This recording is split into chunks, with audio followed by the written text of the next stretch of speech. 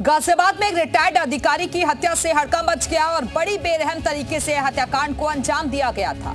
सिर और चेहरे पर कई बार कर कत्ल किया गया था और कत्ल का आरोप लगा था मरने वाले की बहू पर। आखिर क्यों, इस रिपोर्ट में जानिए।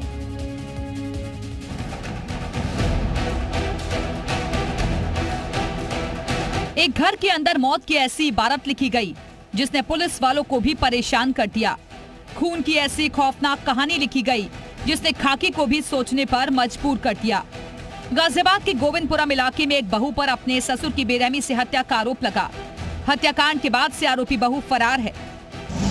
स्वास्थ्य मंत्रालय से रिटायर्ड अधिकारी पाती सिंह की खून से लथपथ लाश मिली।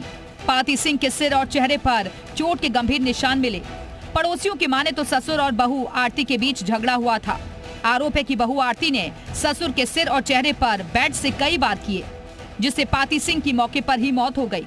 जिस पे तत्काल करीमनगर पुलिस मौके पे आती है तो यह पाती है कि यह व्यक्ति जिनका हमें तत्काल में शव प्राप्त हुआ इनके घर से, इनका नाम पाती सिंह है और इनकी उम्र लगभग 63 से 64 साल है। और प्रथम दृष्टया जो हमें शव मिला है उस पे चोट के निशान हमें मिले हैं। पाती सिंह के बेटे की कोविड के दौरान मौत हो गई थी।